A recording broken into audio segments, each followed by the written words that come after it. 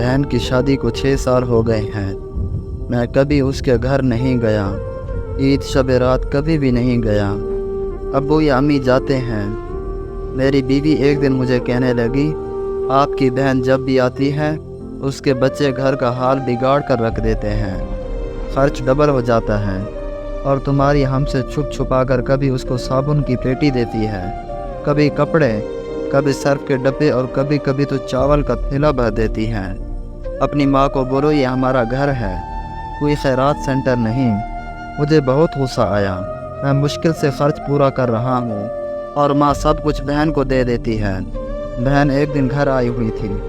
उसके बेटे ने टीवी का रिमोट तोड़ दिया। मैं माँ से गुस्से में कह रहा था, माँ बहन को बोलो यहाँ ईद पे आया करे बस। और ये जो आप साबुन सर्फ और चावल का थैला भर कर देती हैं ना, इसको बंद करें। माँ चुप रही, लेकिन बहन ने सारी बातें सुन ली थी मेरी। बहन कुछ ना बोली। 4 बज रहे थे। अपने बच्चों को तैयार किया और कहने लगी, भाई मुझे बस स्टॉप तक छोड़ाओ।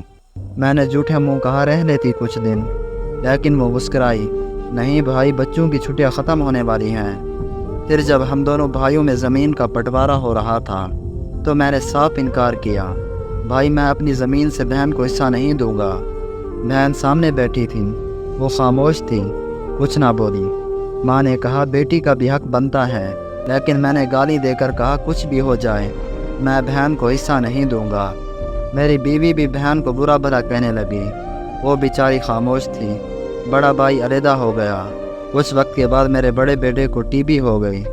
मेरे पास उसका इलाज करवाने के पैसे नहीं थे। बहुत परेशान था मैं, कर्ज भी ले लिया था। भूख सर पर थी। मैं बहुत परेशान था। कमरे में तने तनहा बैठा था, शायद रो रहा था हालात पे।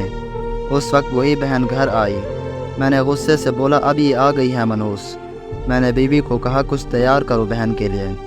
बीवी मेरे पास आई, कोई ज़रूरत नहीं इसके लिए गोश्त या बिरयानी पकाने की। फिर 1 घंटे बाद वो मेरे पास आई, भाई परेशान हो? बहन ने मेरे सर पर हाथ फेरा, बड़ी बहन हो ना तुम्हारी, गोद में खेलते रहे हो, अब देखो मुझसे भी बड़े लगते हो। फिर मेरे करीब हुई, अपने पर्स से सोने के कंगन निकाले, मेरे हाथ में रखे, आहिस्ता से बोली, पागल तू ई में परेशान होता है, बच्चे स्कूल थे। मैंने सोचा दौड़ते दौड़ते भाई से मिल आऊं, ये कंगन बेचकर अपना खर्चा कर, बेटे का इलाज करवा। शक्ल तो देख ज़रा क्या हालत बना रखी है तुमने। मैं खामोश था, बहन की तरफ देखे जा रहा था। वो आहिस्ता से बोली, किसी को ना बताना कंगन के बारे में, तुमको मेरी कसम है। मेरे माथे पे बोसा किया और 1000 रुपये मुझे दिया, जो 150 के नोट थे, शायद उसकी जमा पूंजी थी। मेरी जेब में डालकर बोली, बच्चों को गोश्त ला देना, परेशान ना हुआ कर। जल्दी से अपना हाथ मेरे सर पे रखा, देख इतने बाल सफ़ेद हो गए। वो जल्दी से जाने लगी। उसके पाँव की तरफ मैंने देखा, टूटी हुई जूती पहनी हुई थी, पुराना सा दुपट्टा ओढ़ा हुआ था। जब भी आती थी वही दुपट्टा ओढ़ कर आती थी। बहन की इस मोहब्बत में मैं मर गया था। हम भाई कितने मतलब परस्त होते हैं, बहनों को पल भर में बिगाना कर देते हैं और बहनें भाइयों का ज़रा सा दुख बर्दाश्त नहीं कर सकती। वो हाथ में कंगन पकड़े ज़ोर ज़ोर से रो रहा था। उसके साथ मेरी आंखें भी नम थीं। अपने घर में न जाने कितने दुख सह रही होती हैं।